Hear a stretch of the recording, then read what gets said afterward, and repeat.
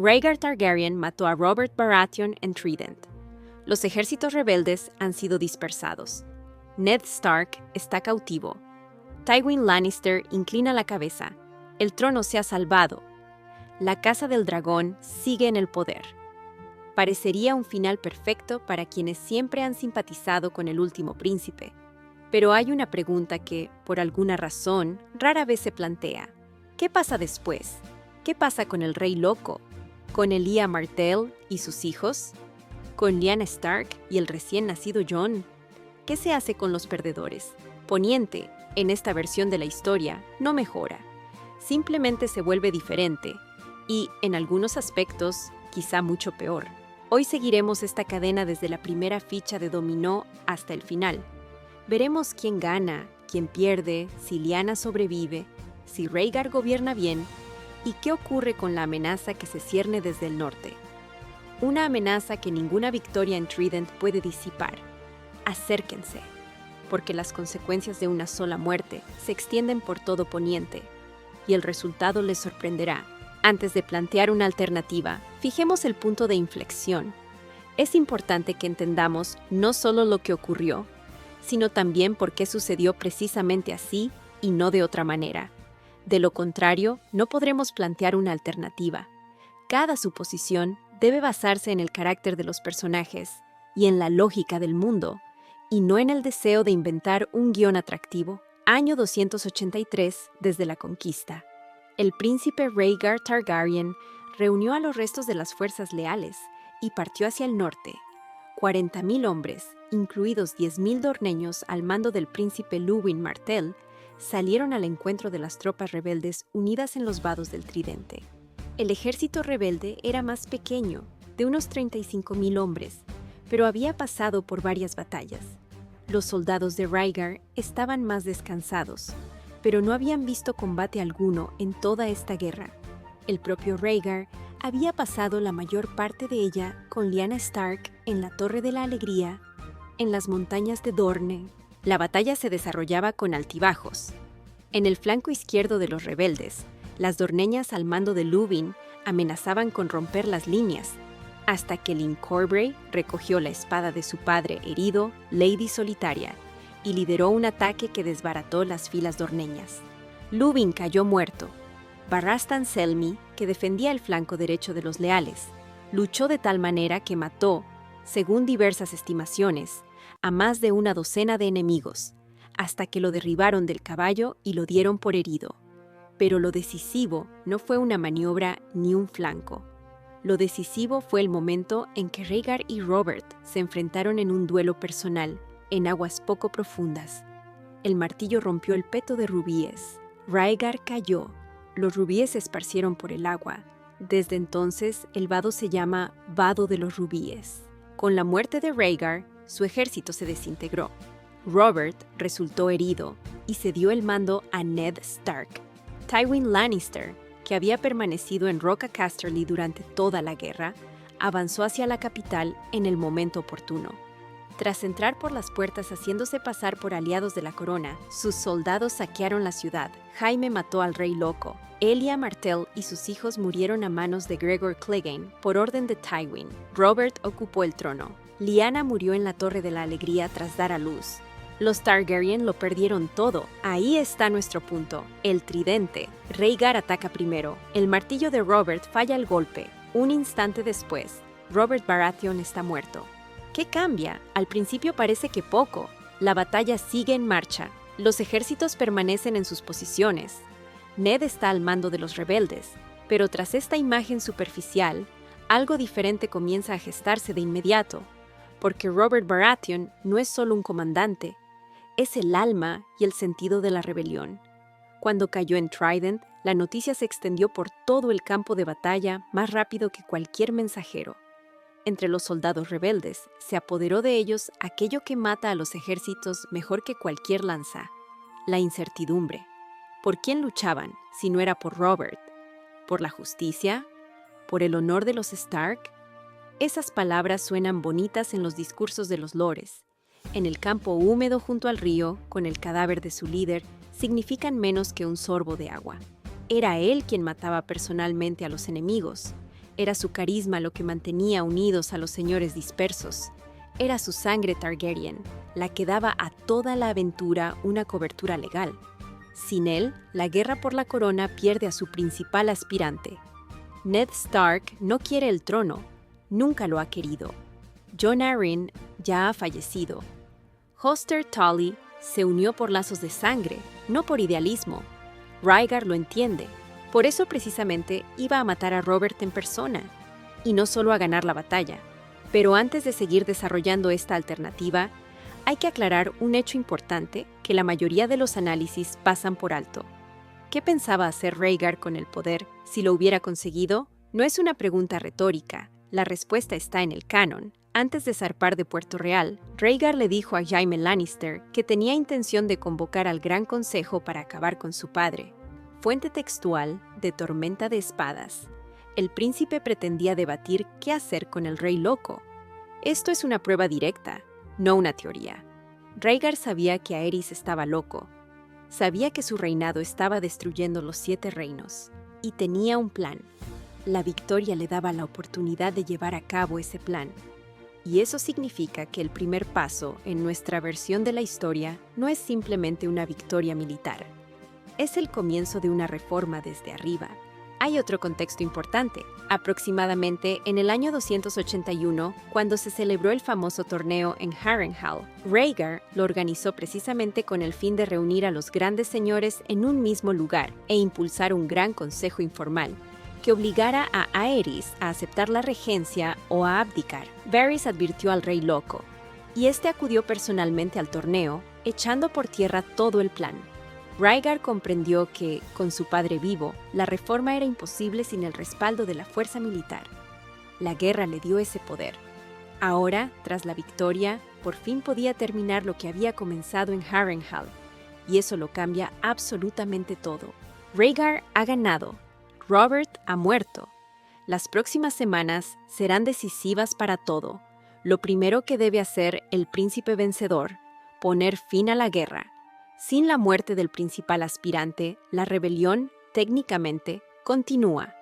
Ned Stark está al mando de lo que queda del ejército rebelde. Ha perdido a su hermano Brandon y a su padre Rickard, ambos ejecutados por el Rey Loco. Ned tomó las armas, no por ambiciones políticas, sino por el dolor y por lealtad a Robert. Robert está muerto. ¿Contra quién luchar ahora? Aquí es importante comprender la lógica de Rhaegar. No es un hombre vengativo. Todos los que lo describen subrayan que él buscaba justicia, no venganza. Ejecutar a todos los señores que alzaron la espada es imposible, tanto desde el punto de vista práctico como político. Si mata a Ned, el norte volverá a estallar. Si decapita a Jon Arryn, el valle estallará. Rhaegar es lo suficientemente inteligente como para comprender que una guerra solo se gana cuando los derrotados dejan de desear la revancha. Y eso significa que se necesitan condiciones de paz que, al menos formalmente, salven las apariencias de los señores. Lo más probable, un juramento de lealtad a cambio de conservar sus propiedades. Ned Stark regresa a Invernalia, privado quizá de parte de sus tierras fronterizas como castigo, pero vivo y con una condena de por vida. Hoster Tully acepta de inmediato. Jon Arryn también. Ambos son ancianos, ambos están cansados de la guerra, ambos han perdido gente y dinero, y ambos comprenden que, con el cadáver de Robert, la rebelión ha perdido todo sentido. El caso de Stannis Baratheon es más complicado. Ha defendido el límite de la tormenta durante toda la guerra. Nunca abrió las puertas. Su hermano está muerto. Si Rhaegar indulta a Stannis, indultará a un hombre cuyo único deseo ahora es la venganza. Si lo ejecuta, violará el principio sobre el que se sustenta todo el mundo. Lo más probable es que Stannis sea enviado al muro o al exilio. Eso no es una solución. Es un problema pospuesto, pero de los problemas pospuestos se puede hablar más tarde. ¿Qué le pasa a Tywin Lannister? Este es, sin duda, el giro más interesante. En la obra original, Tywin llegó justo cuando la victoria de los rebeldes era ya evidente, saqueó la ciudad y obtuvo como recompensa el matrimonio de Cersei con Robert. Aquí, la victoria de Rhaegar cambia sus planes. Ya no hay nada más que esperar. El vencedor está decidido. Y Tywin, que nunca apoyó a los perdedores, acude ante Rhaegar con una reverencia. La riqueza de Roca Casterly, el ejército del oeste, la estabilidad de las rutas comerciales.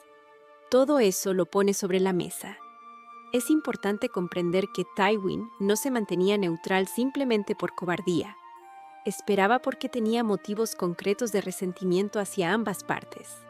Aerys lo humilló al rechazar el matrimonio de Cersei con Rhaegar y al nombrar a Jaime miembro de la Guardia Real, privando así a Tywin de un heredero. Los rebeldes, por su parte, eran unos desconocidos con ambiciones desconocidas. No tenía motivos para apoyar ni a unos ni a otros. Solo cálculo. La victoria de Rhaegar significa que Tywin debe integrarse en el nuevo orden de la forma más ventajosa posible.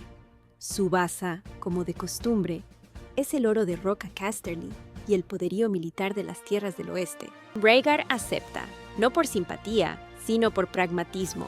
Tywin es demasiado poderoso como para ignorarlo y demasiado peligroso como para ofenderlo. Pero, ¿cuál es el precio? En la obra original, Tywin se quedó con Cersei como reina. Aquí, Rhaegar ya está casado, con Lyanna.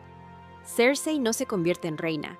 Sigue siendo la hija soltera de un lord, aunque sea el más rico de Poniente. Tywin obtiene dinero, un puesto en el consejo, quizá el cargo de mano, que ocupó durante 20 años y que considera suyo por derecho, pero no la corona para su linaje. Es una herida que no cicatriza, resultado de la primera jugada. La guerra ha terminado, los rebeldes han sido sometidos, los Lannister están en la corte, pero sin el trono. Rhaegar se prepara para enfrentarse a su padre. Por ahora, todo parece estar bajo control. Pero aquí es donde empieza la verdadera cuenta atrás de los cambios.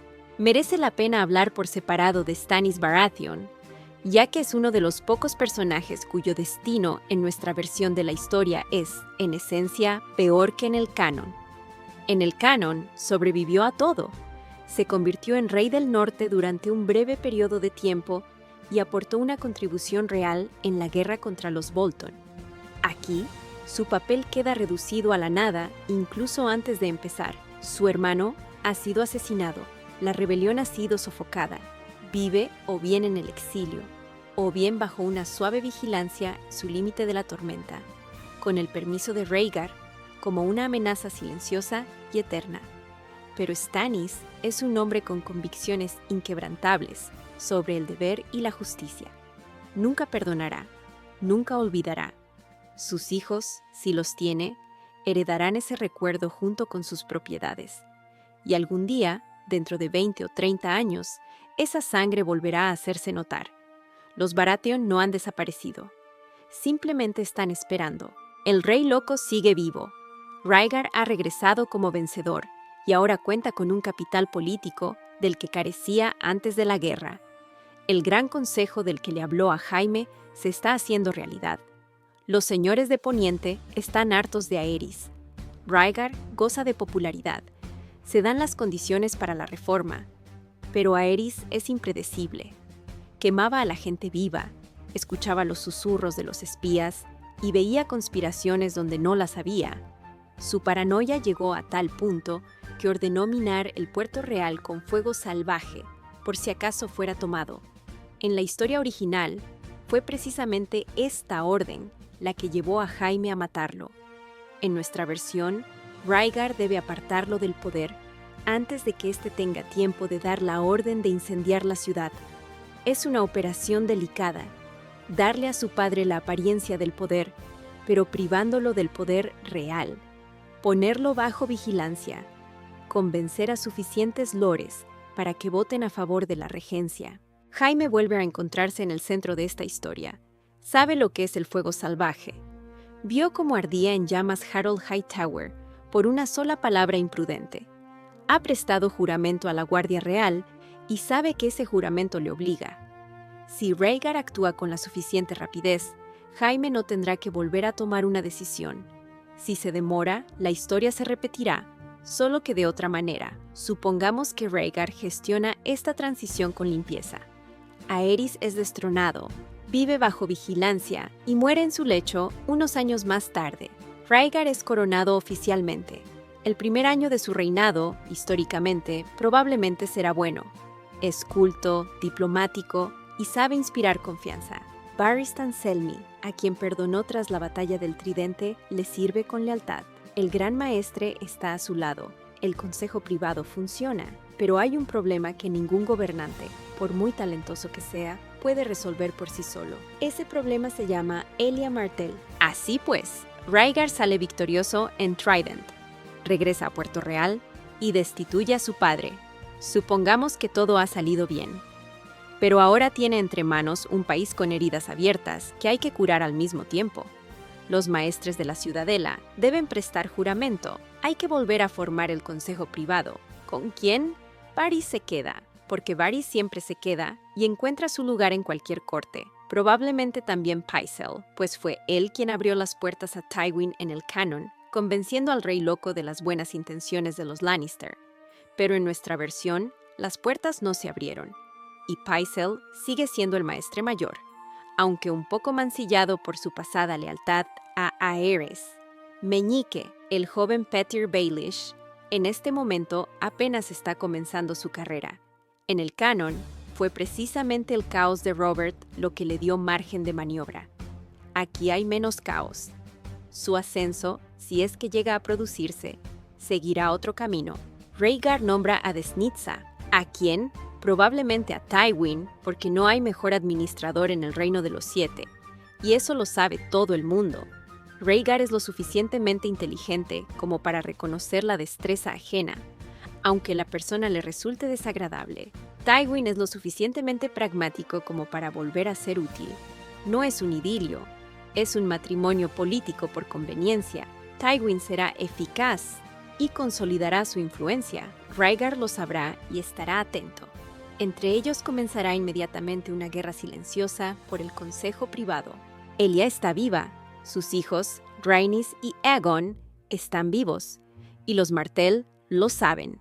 Rhaegar anuló su primer matrimonio para casarse con Lyanna. Es importante detenerse aquí. En los libros, este detalle aún no se ha confirmado de forma inequívoca. Solo hemos visto la escena de la anulación en la serie, en el Sept de Dorne, y el Rhaegar de los libros sigue siendo un personaje más ambiguo en este sentido. Pero si tomamos la versión de la serie como base para nuestro guión, sabemos por la visión de Daenerys en la Casa de los Inmortales que Rhaegar creía que sus hijos con Elia ya habían cumplido su papel en la profecía de las 3 cabezas del dragón.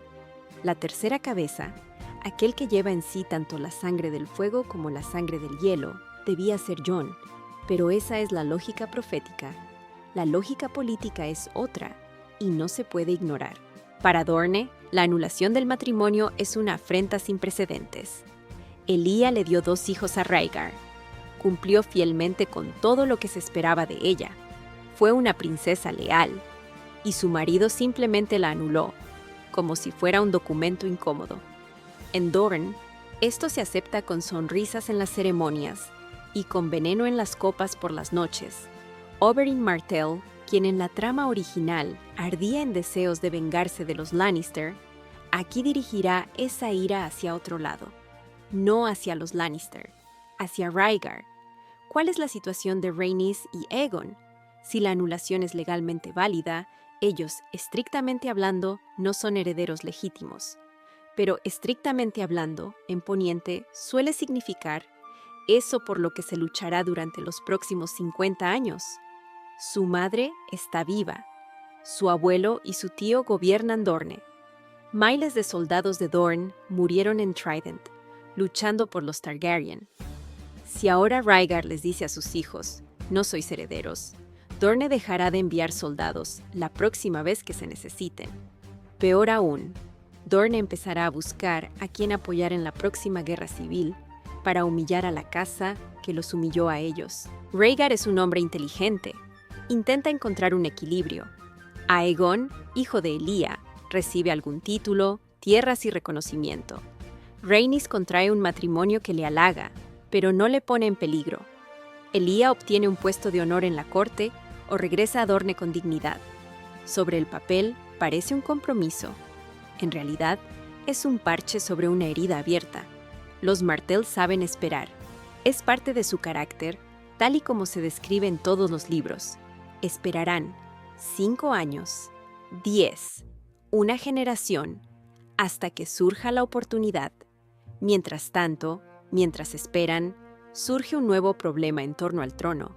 Los 2 hijos de Rhaegar y Lyanna han nacido con un derecho de sucesión que, según cualquier lógica, los sitúa por encima de los hijos de Elia, si la anulación es válida. Jon, también conocido como Aegon Targaryen en nuestra versión, es un príncipe nacido de sangre helada y de sangre ardiente. Rhaegar lo convirtió en una profecía, pero la profecía no busca el consentimiento de aquel en quien cree, y el pequeño príncipe crece en un mundo donde la mitad de la corte o bien quiere utilizarlo, o bien le teme, o bien le odia. Aquí es donde se pone interesante, y a partir de ahora solo irá a más. Pero los Martell tienen otra baza que a menudo se subestima en este análisis. Dorne no entró a formar parte de los 7 reinos como una provincia conquistada. Dorne entró a través de un matrimonio, a través de un acuerdo, mediante la fórmula Dorne bajo el trono de hierro, pero con derechos especiales. Si Rhaegar violó la esencia de ese acuerdo al humillar a Elia, Dorne tiene técnicamente fundamento legal para poner en tela de juicio el propio acto de unión. Esto no significa que Dorne vaya a declarar inmediatamente su independencia. Significa que cada vez que el trono tenga desacuerdos con Dorne, las negociaciones se llevarán a cabo desde una posición de Dorne ligeramente más dura que antes de la humillación de Elia. Y a lo largo de una generación, esto se convierte en un conflicto crónico que nunca estalla en una guerra abierta, pero que tampoco se resuelve nunca con una paz silenciosa. Daenerys Targaryen no nace en medio de una tormenta, ni huyendo, ni en una isla olvidada rodeada por una flota enemiga. Rhaella no huye a Rocadragón, no pierde a Viserys, ni muere sola en la orilla. La pequeña Dany crece en el Castillo Rojo o en Rocadragón, con su familia, con su madre, con su padre, el rey, con las arcas llenas y con un nombre que significa algo. Viserys no se convierte en el rey mendigo, crece como príncipe, aunque no sea el heredero por derecho. Desaparece toda esa mezcla tóxica de arrogancia, humillación e impotencia que lo caracterizaba en el canon. Quizás incluso se convierta en una persona bastante normal. Un guerrero nada malo, tal vez. Un buen hermano para Daenerys. Parece una buena noticia. Y desde un punto de vista humano, lo es. Pero teniendo en cuenta la historia que conocemos, es una catástrofe. Daenerys Targaryen, tanto en los libros como en la serie, no sería posible sin su infancia. Todo lo que la convierte en un gran personaje proviene del dolor, las privaciones y el deseo insaciable de recuperar lo que le arrebataron. Su vínculo con los oprimidos, con los esclavos, con los desamparados, no es una ideología, es una historia personal. Una persona que ha crecido en la opulencia no comprende la esclavitud desde dentro. Puede sentir compasión, puede tomar la decisión correcta con la razón, pero no tiene ese sentimiento que convirtió a Daenerys en la madre de dragones. Sus discursos ante los esclavos de Astapor funcionaron porque hablaba como una de ellos, aunque fuera vestida de seda. En nuestra versión, Daenerys es la hija del rey vencido, una princesa.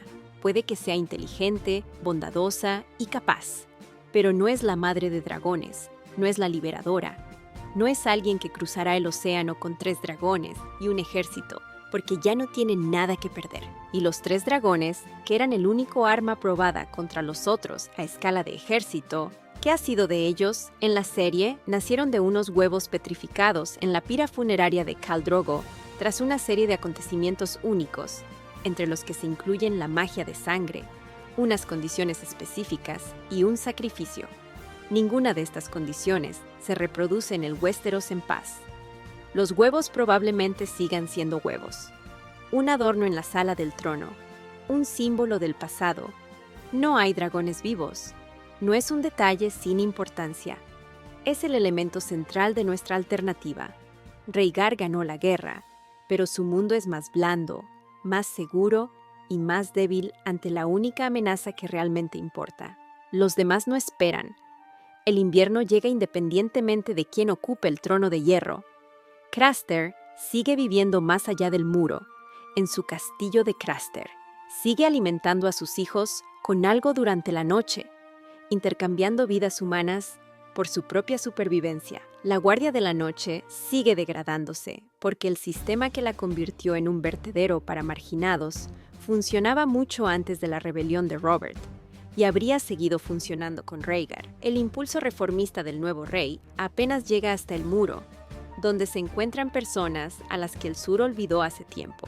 Unos cuantos grilletes más de los criminales de la Guardia no cambiarán la demografía de una organización a la que las familias nobles llevan varios siglos sin enviar a sus hijos voluntariamente. Rhaegar creía en la profecía, sabía del príncipe prometido, quizás incluso comprendía que la amenaza del norte era real, ya que creía con tanta obsesión en las profecías de Asshai que hablan precisamente de esa amenaza. En teoría, podría haber enviado recursos a la Guardia de la Noche.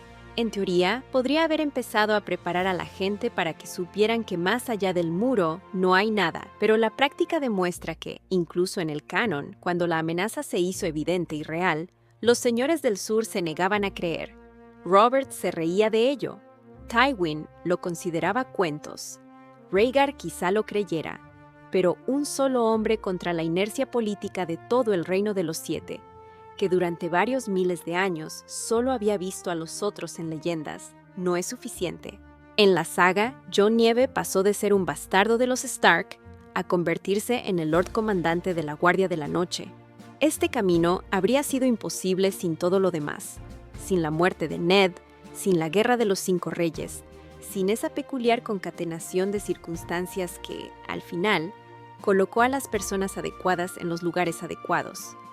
Sin el destierro de Jon al muro, no habría habido alianza con los salvajes, ni comprensión de la naturaleza de los otros, ni aquella masacre en Hardhome que demostró a todos que la amenaza era real. En nuestra versión de la historia, Aegon Targaryen, hijo de Rhaegar y Lyanna, crece como un príncipe. No irá al muro. No es un bastardo sin ningún lugar a donde ir. No es alguien que busque un sentido más allá de los juegos políticos. Tiene otros papeles, otras obligaciones, otras limitaciones. Rhaegar creía que Jon era precisamente la clave para vencer a la larga noche. La profecía sobre el príncipe prometido lo describía a él, pero la profecía no explica cómo, no marca el camino. Simplemente nombra a una persona. En nuestra versión, Arya Stark crece en Invernalia con su padre vivo. No tiene que pasar por la muerte de Ned, ni por Harrenhal, ni por la Casa de los Inmortales, ni por Braavos, ni por su transformación en asesina. Esa Arya que mató al Rey de la Noche es el resultado de una cantidad inconmensurable de dolor y pérdidas. Esta Arya es una niña feliz del norte, una buena luchadora tal vez, pero no es la que puede entrar en una sala llena de muerte y asestar un único golpe. Una balada sobre los héroes ausentes. En un mundo donde hay menos dolor, también hay menos personas a las que el dolor ha convertido en imprescindibles. Rhaegar quería criar a Jon, su hijo con Lyanna, como el príncipe prometido. Pero, ¿qué significa eso en la práctica? En la historia oficial, toda la preparación de Jon fue fruto de la casualidad. Se entrenó en Invernalia, aprendió de Mormont en el muro y luchó contra los salvajes. Ninguna de estas etapas estaba prevista por la profecía. Todo ello vino dictado por las circunstancias. En nuestra versión, Rhaegar intentará preparar a su hijo a conciencia. Pero, ¿prepararlo para qué? Conoce la larga noche a través de leyendas y profecías. Sabe que se necesita un héroe capaz de enfrentarse a la fría oscuridad. Pero, ¿cómo entrenar a alguien para una guerra que nadie ha visto en miles de años? ¿Qué armas? ¿Qué estrategia? Rhaegar puede proporcionarle a su hijo los mejores maestros de espada. Puede darle acceso a los archivos de la Ciudadela, puede contarle todo lo que sabe sobre las profecías, pero no puede darle lo que le dio a Jon, su temple canónico, la experiencia de la supervivencia real, las pérdidas, las traiciones, el regreso de entre los muertos. El príncipe en el palacio, por muy bien que lo hayan educado, no es la misma persona que el bastardo que sobrevivió en los confines del mundo. Volvamos a la pregunta con la que empezamos. ¿Gobernarán los Targaryen para siempre? Para empezar, analicemos con honestidad lo que nos ofrece esta versión de la historia. Rhaegar es un rey inteligente, culto y carismático.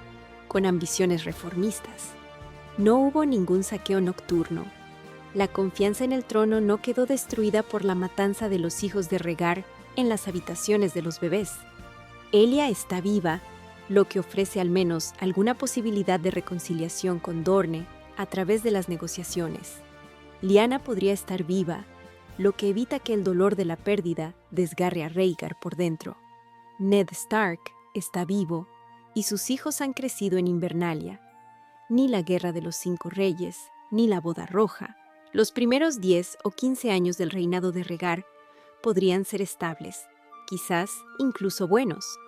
Es inteligente, quería reformas, comprendía los puntos débiles de la monarquía absoluta. El Gran Consejo del que hablaba podría haber hecho que el gobierno fuera más estable. Podría haber iniciado reuniones periódicas con los grandes señores, reducido la arbitrariedad de los impuestos y restablecido la guardia de la noche, al menos en parte. Pero tiene 3 herederos con pretensiones rivales. Aegon, hijo de Elia, cuyos derechos respalda Dorne. Jon, hijo de Lyanna, a quien el propio Rhaegar consideraba el elegido profético. Daenerys, que en esta versión tiene 20 años menos de experiencia. En cuanto Rhaegar envejece o enferma, comienza la lucha por la sucesión. No es una invención. Es un problema estructural que los Targaryen han repetido una y otra vez. Maegor contra los hijos de Aenys, Rhaenys contra Aegon II, Craven el Sangriento contra sus sobrinos. El mismo guión en diferentes escenarios. Los Martell esperan con astucia. Dentro de 20 años, Oberyn o sus hijos, o alguien con el dinero y los contactos de los Martell, iniciará las negociaciones. Apoyarán a aquel de los herederos que les ofrezca lo que desean, el estatus de Aegon, hijo de Elia, las tierras legítimas, quizás un matrimonio. Dorne vuelve a jugar a lo grande, solo que ahora desde dentro y no desde fuera. Los Lannister, con Tywin, que no tiene nada que ofrecer a Rhaegar salvo oro, empezarán poco a poco a buscar influencias a través del consejo privado. Tywin ha pensado en términos de generaciones toda su vida. Ha sobrevivido a 3 reyes. Esperará a que Rhaegar se debilite y entonces propondrá a la persona adecuada para el puesto adecuado. Ese es su juego y sabe cómo jugarlo, los norteños. Ned Stark morirá de muerte natural en Invernalia. Sus hijos, Robb, Bran y Rickon, crecerán escuchando historias sobre cómo su abuelo y su tío fueron quemados vivos por orden del Rey Loco. El Rey Targaryen, la paz oficial y la temperatura interna son cosas diferentes. El norte recuerda. Los Stark recuerdan doblemente. Pongamos todo esto en perspectiva. Los Martell, resentidos y pacientes. Los Lannister, ricos pero sin poder. El norte, con memoria y una cuenta pendiente. 3 herederos con derechos en conflicto. Daenerys sin temple. Jon sin camino a través de la guardia de la noche. Arya sin experiencia como asesina. Los otros sin relojes de cuenta atrás que hacen tic-tac, pero que nadie en el sur quiere oír. El reinado de los Targaryen no es eterno. Su estabilidad depende exclusivamente de la estabilidad de una sola persona inteligente en el trono.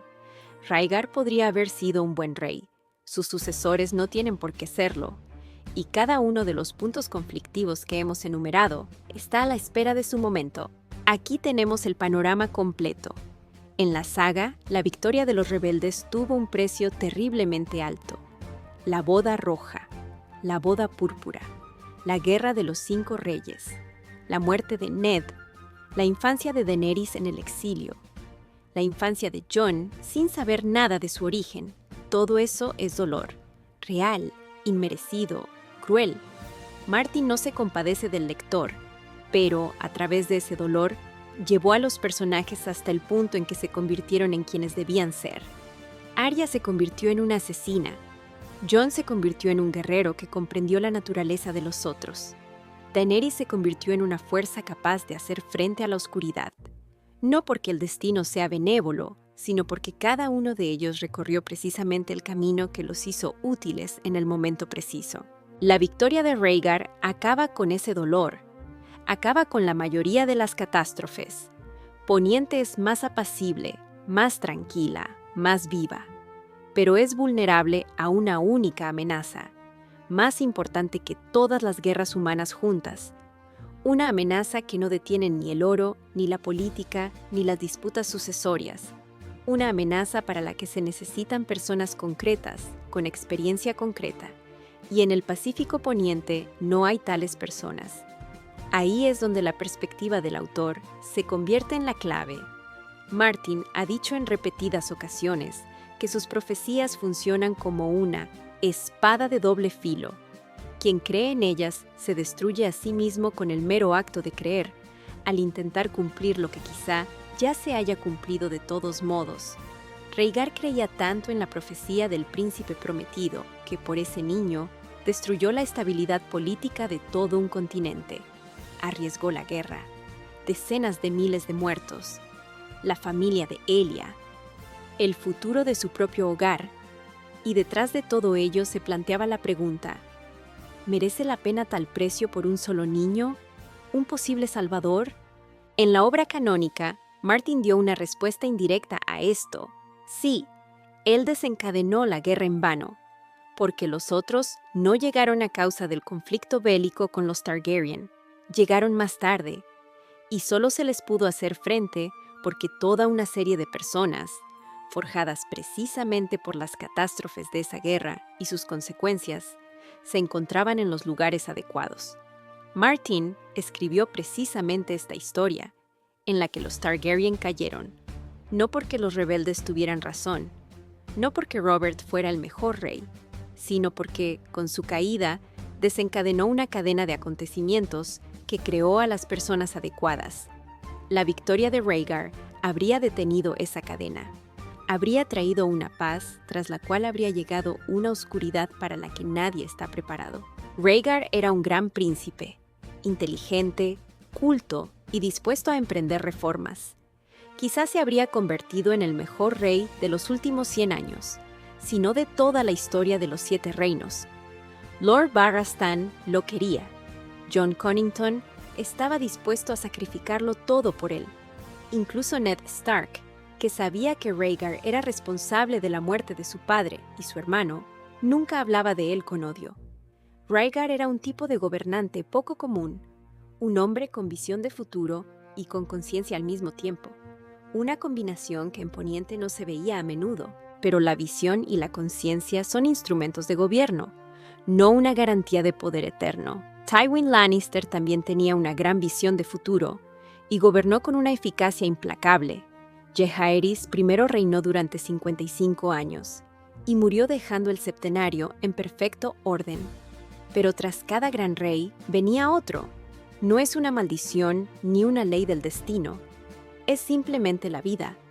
Un solo hombre no puede mantener un sistema para siempre, pero el mundo en el que él gobernara no tendría a quienes se levantaran contra la noche eterna, y la larga noche llega independientemente de quién ocupe el trono de hierro, y el invierno, como bien sabe cualquier Stark, siempre está cerca. Ahí radica la amarga verdad de esta alternativa. A veces, la victoria en la batalla necesaria supone la derrota en una guerra que nadie ve. Escribid en los comentarios qué poniente os gusta más, el que gobierna Rhaegar o el que conocemos, y suscribíos para no perderos el próximo análisis.